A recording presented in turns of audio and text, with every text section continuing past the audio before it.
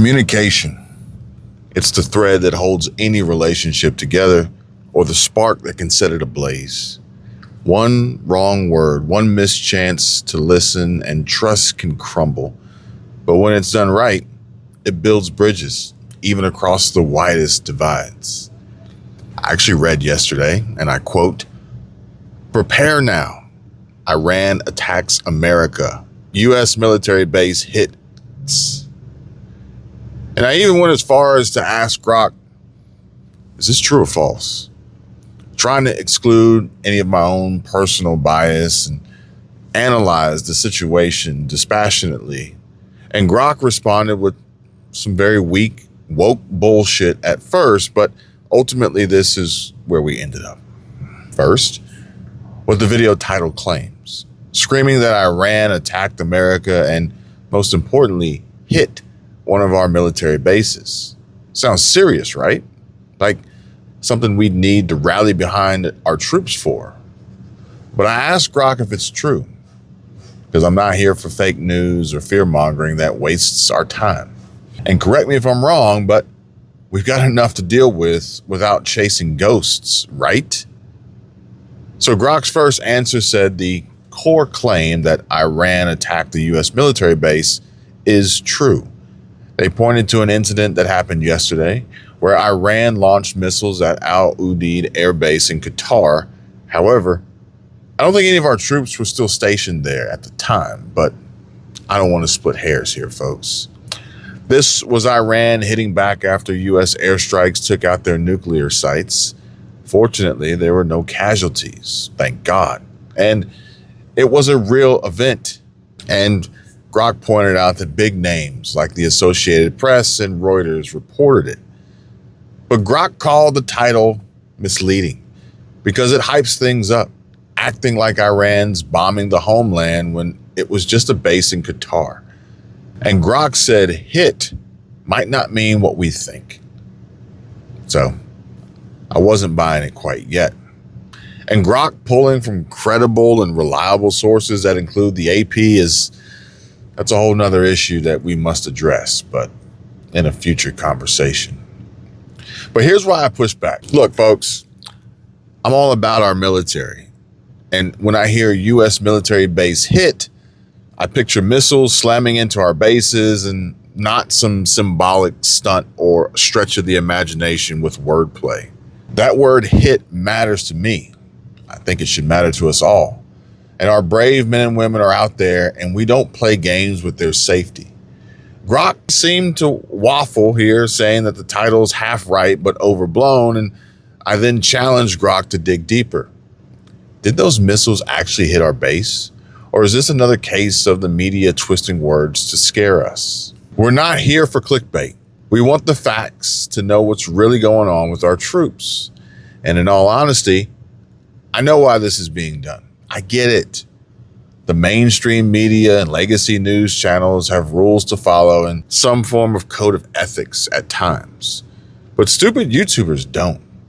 Marry that with a strong hatred for Donald Trump and a complete lack of understanding just at its core of the situations that we're living through every day, and a political bias, and it begins to rear its ugly head, and it's only amplified more with desperation to do anything possible to try and to attempt to boost views just for ad revenue.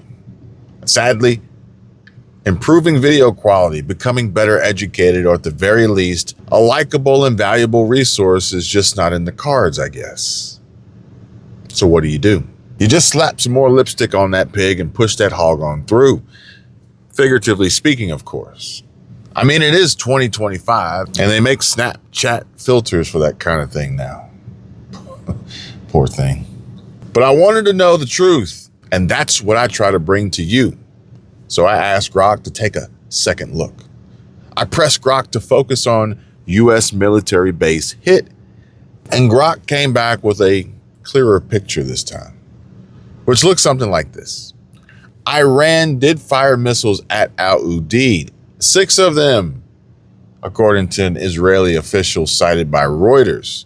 And that's no small thing either, as they were gunning for our base, or at least towards, as nearly every news outlet published yesterday, towards. But here's the kicker. Our guys alongside Qatar's forces were ready. Their Patriot systems shot those missiles out of the sky. No damage, no injuries, no nothing. No hit. The U.S. and Qatar said it plain. Those missiles never touched our base. So the idea and stated claim of U.S. military base hit was just a lie. Iran even tipped off Qatar beforehand like they were just flexing and, more importantly, not trying to start World War III. Grok admitted that the term hit is tricky, and if you mean targeted or attacked, yeah, Iran took a swing. But if hit means bombs landing, buildings down, or our troops hurt, well, that's a hard no. Didn't happen. The title's playing fast and loose, trying to get you riled up. And Grok's final call was that U.S. military base hit is flat out false if you take it literally, which I think a lot of you do with these titles, since nothing actually got hit. And it's only kind of true if you then try to stretch it so that hit, you stretch it for hit to mean they tried. I guess, I don't know. That logic just doesn't follow with me. And if you ask me, that's the kind of wordplay that we're sick of. Poor, stupid Dems using the same old media tricks to mess with your heads, or at least attempt and try to. I really hope you guys are smart enough not to fall for it. But this is important. And here's why this matters to us. Patriots, we stand by our military 100%. And when we hear base hit, we're ready to back our troops. No questions asked. But this title's more about clicks than truth. Iran's attack was real, but it was a dud. Our defenses owned it. The Iran attacks America part, well, pure hype. This wasn't Pearl Harbor, folks. It was a base in Qatar, and we handled it. Not to mention after we had already gotten word that the missiles were coming beforehand. We don't need to prepare now like the sky's falling. That's just fear porn, not the reality. And if you want to buy some water and a generator, have at it. But no need to shout at the top of your lungs that the sky's falling, Chicken Little. But the bottom line is, I pushed Grok because I wanted the truth for you, not some watered down nonsense. Iran took a shot at our base, but they missed big time. Our military is strong, our defenses work, and no American blood was spilled, or Qatari for that matter. That YouTube title's trying to spook you folks, but don't fall for it. Stick to the facts, not some screaming video.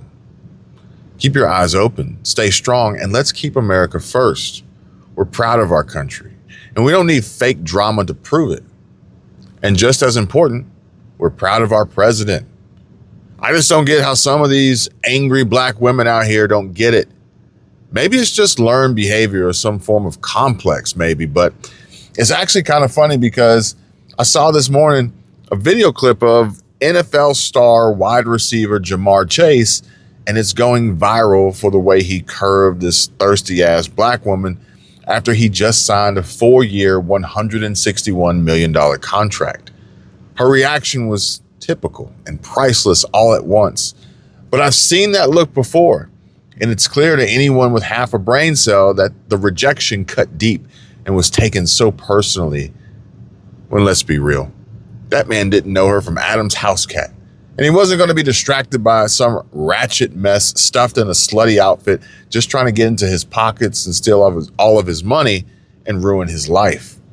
And instead of walking away and looking disgusted, perhaps try making personal improvements yourself, becoming a high-value woman and approaching successful men on their level, and not with just an open mouth, hand out, and legs spread wide open.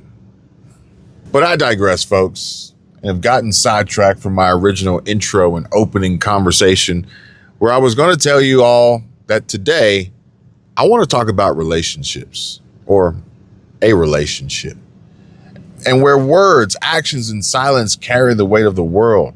And no, not me and my wife.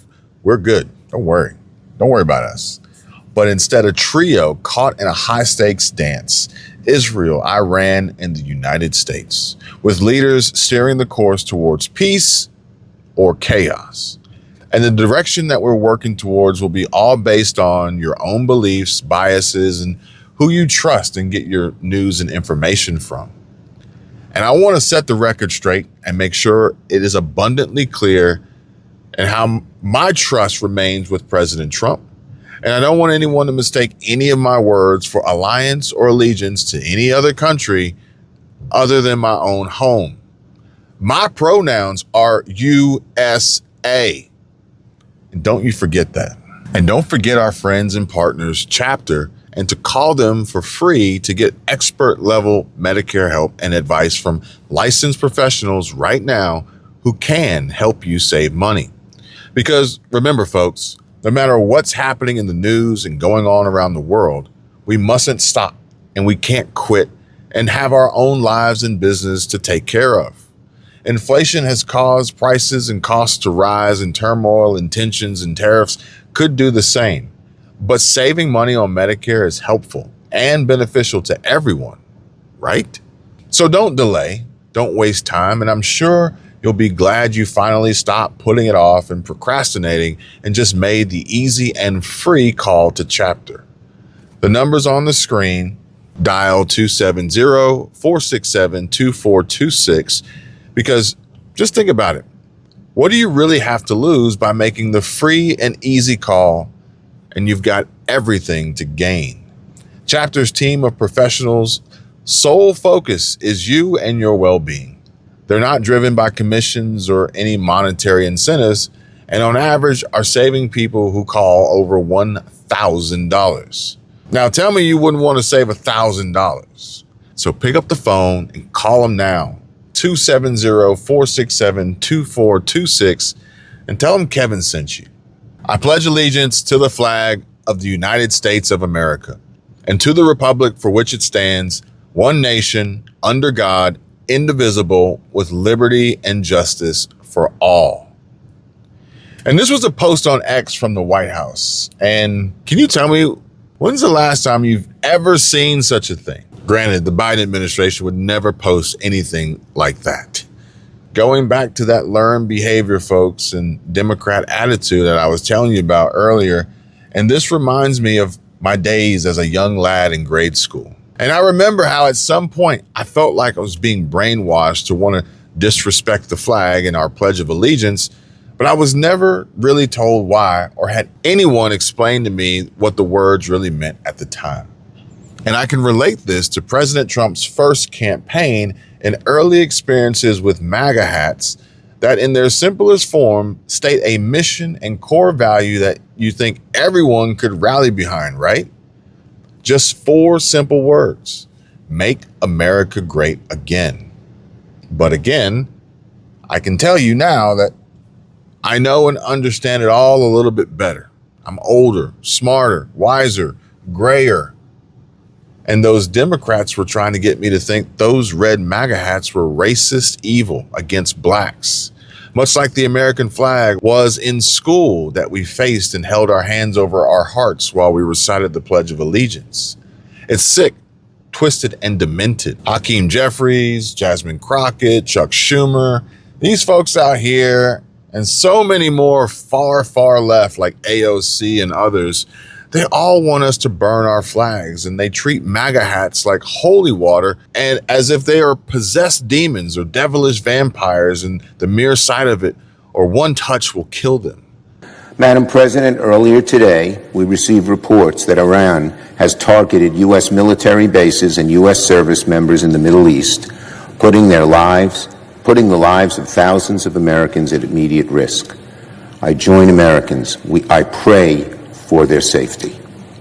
This afternoon, I asked the Trump administration to immediately provide a classified briefing laying out the full threat picture, the intelligence behind Iran's retaliation, and the detailed scope and timeline of any U.S. response. More importantly, I've demanded they lay out exactly what measures they're taking right now to keep our service members safe. As I said Saturday night, Congress and the American people are owed answers. No president should be allowed to unilaterally march this nation into war with erratic threats, no strategy, no explanation. That's why I've called on Leader Thune to hold a vote immediately to enforce the War Powers Resolution. The law requires the Trump administration to consult with Congress. The Constitution demands it. And the American people, especially the families of those in harm's way, deserve nothing less. Confronting the Iranian regime's nuclear ambitions and stopping their campaign of terror demands strength, resolve, and strategic clarity. Chuck Schumer is just as bad as those shitty clickbait lying-ass Trump-hating YouTubers and says Iran attacked the U.S. and put thousands of American lives at risk. That's a fucking lie. None were at risk. Chuck Schumer, he also said he got no explanation about the Saturday strike on Iran. Another lie. The Trump administration spoke to him on Saturday about it. And I guess the worst part about it all, the part that really gets me, is that these Democrats, whether they're standing up at podiums in Congress or on TV, sitting behind news desks, or posting videos on YouTube from the front seat of their cars or their dimly lit home studios, none of them realize that their hate for one man, our president, Donald J. Trump, is causing them to do more harm than good to their own party and constituents and, in theory, their voter base. Dear Iran, this is my official application of states that you should wipe out because we did not vote for that orange Cheeto man over here in Los Angeles. Alabama. Out of here! Florida. Out of here! Arkansas. Boom! Oklahoma. Get 'em gone! Ohio. No! Kansas. Gone. Kentucky. No. Arkansas. Red. Tennessee. Fire. Texas. Oh, double it. Let me get my best friend out and then Texas. Okay, and my family and then Texas. Anyways, I hope you consider this application and really take it into consideration. Out of here. Dear, That is absolutely insane and idiotic at best. The logic. I mean, really, who am I kidding though? There's no logic. Just because the state went red doesn't mean everyone in the state voted red. Do you understand what I'm saying here, folks? Of course you do. Surely you do. You all are smart and intelligent people, compassionate. And if you're still here watching and listening, then you truly get it and get me, I would think.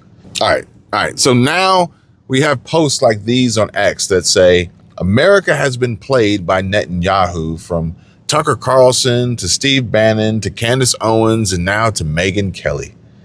Everybody is calling out Israeli Prime Minister Benjamin Netanyahu. Megyn is late to the game, but at least she's calling them out. And Candace Owens saying, the one thing that upsets me the most about the fake 6-hour ceasefire is that Netanyahu didn't even acknowledge it. In fact, he specifically instructed his cabinet not to publicly acknowledge it and then leaked that instruction to the press. That's an alpha move, she says. He wants Trump and the world to know that he has zero respect for Trump and that he controls American foreign policy and will call in those B-6 bombers or B-2 bombers whenever he wants to.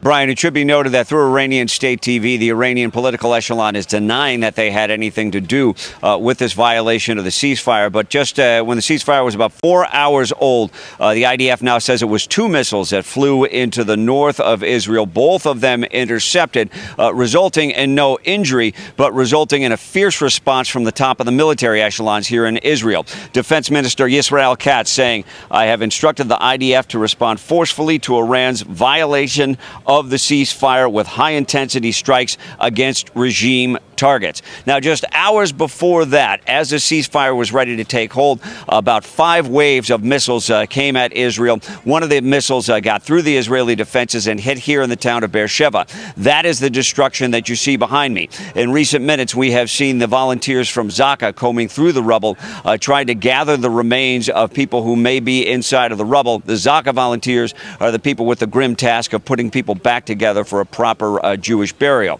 We do know that 4 people people were inside of a bomb room. Those bomb rooms do a good job of protecting people in the blast radius, but in this case, it took a direct hit. Here's a spokesman from Homefront Command.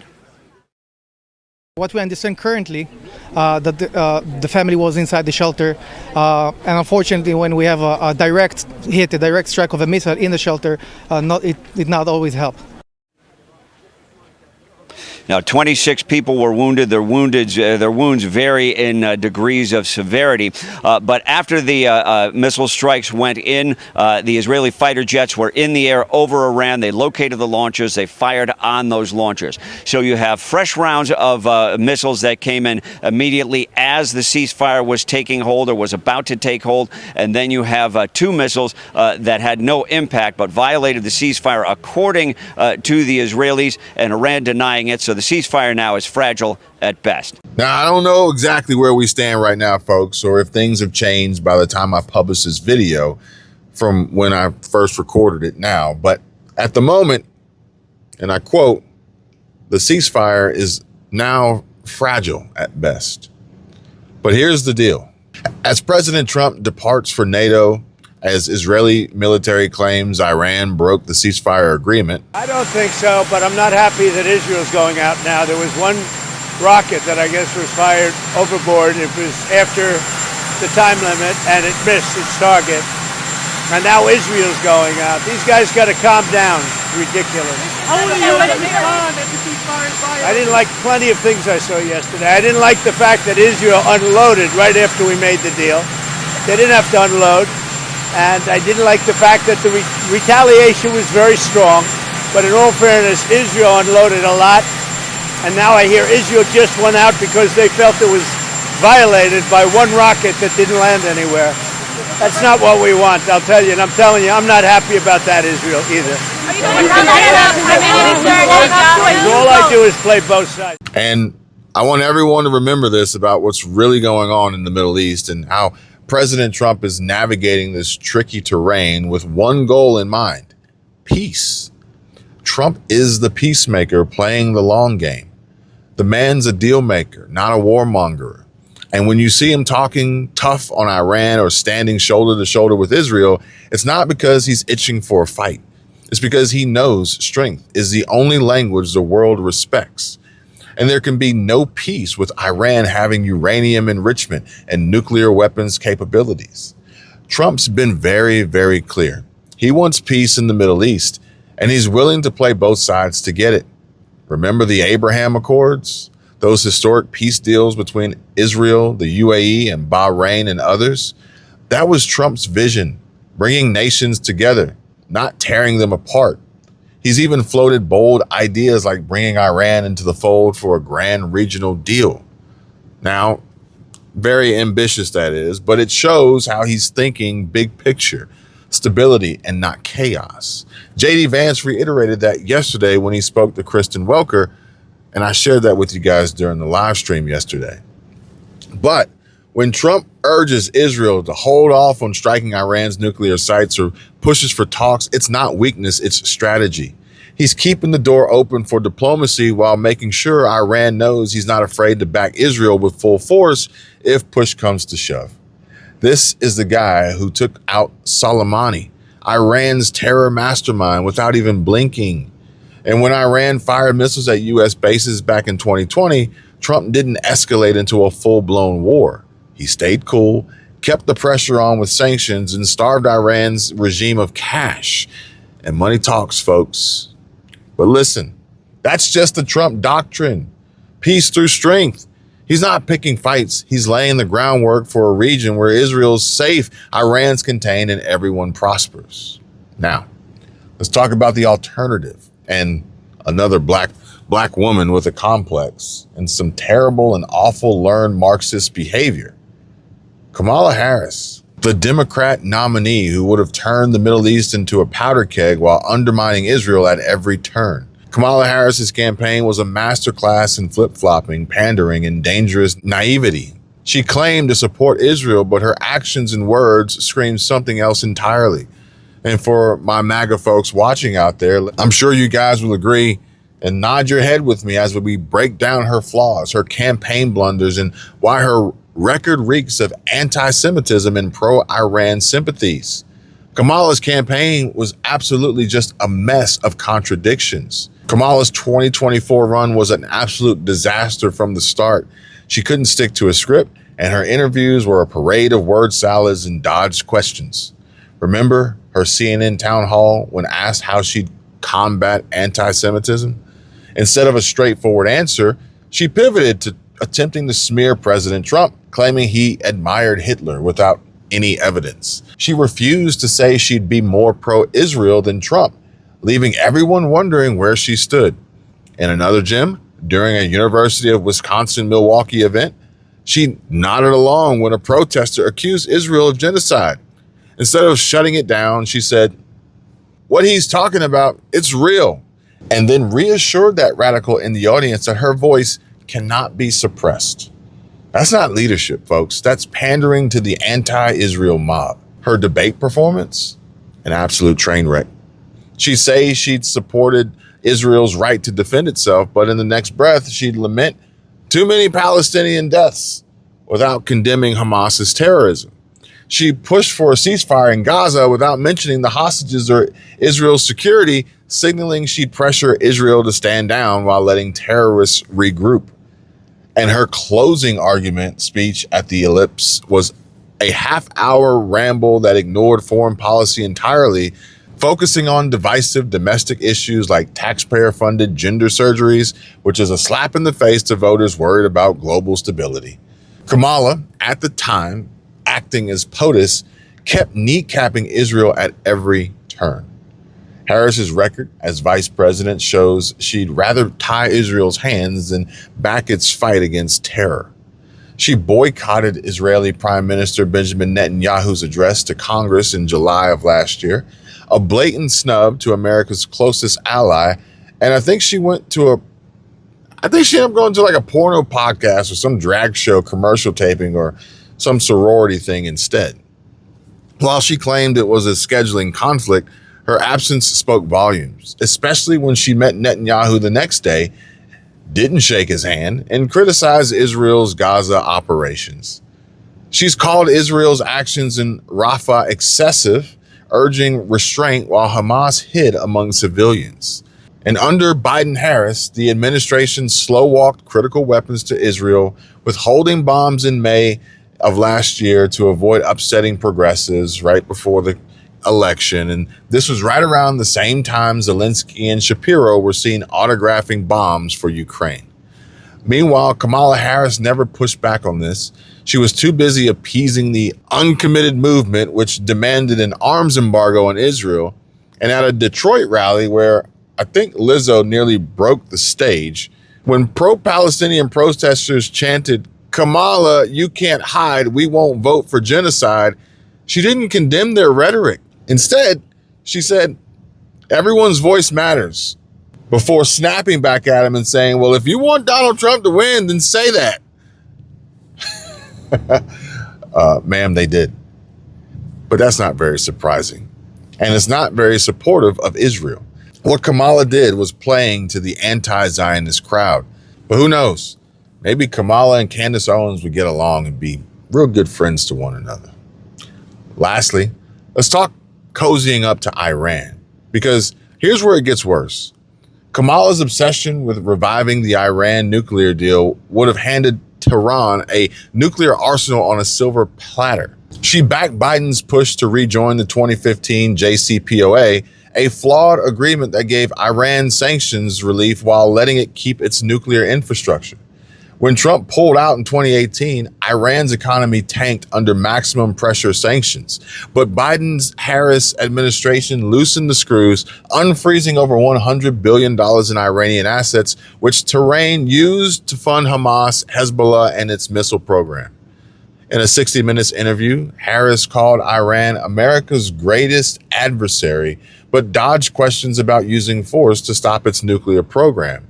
She said, "All options are on the table, but preferred diplomacy," which, come on, guys, we all know. That's code for letting Iran stall while enriching uranium. Her campaign surrogates admitted she'd kept pouring money into Lebanon, a Hezbollah stronghold, and under the guise of humanitarian aid. And that's not containing Iran, that's bankrolling it. And her anti-Semitism was on full display too. Harris's flirtation with the anti-Israel left isn't just bad policy, it's a dog whistle to anti-Semites. She's repeatedly validated campus protesters waving Hamas and Hezbollah flags, calling their actions free speech, and saying she understands their human emotion. These are the same mobs chanting for a global intifada and harassing Jewish students. Her refusal to call out this hate while condemning anti-Semitism in vague terms, of course, shows where her priorities lie. Worse, her stepdaughter, Ella Imhoff, posted links to raise money for the UNRWA, which is a UN agency accused of colluding with Hamas, and Kamala Harris never distanced herself from this. And when anti-Israel protesters defaced property during Netanyahu's DC visit, Kamala Harris called their actions abhorrent, but added she supports their right to protest, blurring the lines between free speech and hate. Compare that to President Trump, who signed an executive order in 2019 extending Title VI protections to combat anti-Semitism on college campuses. He's promised to deport foreign students pushing jihadism and anti-Semitism and jail those breaking the law. That's a leader who stands with Jewish Americans and Israel, not one who winks at radicals. Folks, the stark choice should be an easy one to make. Trump's peace versus Kamala Harris's chaos. And granted, America made that choice in a record-breaking election win. My MAGA friends, the contrast couldn't be clearer. Trump's track record, Abraham Accords, moving the U.S. Embassy to Jerusalem, recognizing the Golan Heights, shows he's Israel's strongest ally. He kept Iran broke and contained, ensuring it couldn't fund terror or build nukes. His current push for peace, even if it means talking to both Israel and Iran, is about securing a stable future for the region and America's interests. Kamala Harris, on the other hand, would have been an absolute disaster. Her campaign was a mess of contradictions and a $2 billion waste, pandering to progressives while claiming to back Israel. Her record proves she'd cripple Israel's defenses, fund Iran's terror machine, and let anti-Semitism fester at home. She nodded along to genocide accusations, snubbed Netanyahu, and pushed a nuclear deal that would have put the world at risk. That's not leadership, that's surrender. So I'll just say this. I continue to rally behind President Trump. He's not playing favorites, he's playing for peace. Unlike Kamala, who'd have led us into absolute chaos, Trump's got the vision and the guts to make the Middle East a safer place for Israel, America, and the world. I mean, who doesn't love a man, a president who isn't afraid to drop an F-bomb on live TV from the White House lawn? You know what? We basically have two countries that have been fighting so long and so hard that they don't know what the fuck they're doing. Do you understand that? You had to respond to Iran? And if you can't deal with language at a time like this, then God help you, because I don't know, perhaps you better prepare. You're going to need to do something. And to everyone else, folks, keep the faith. My MAGA nation, hope you guys can hear me. Is this thing on? Keep the faith, folks, and let's continue to make America great again.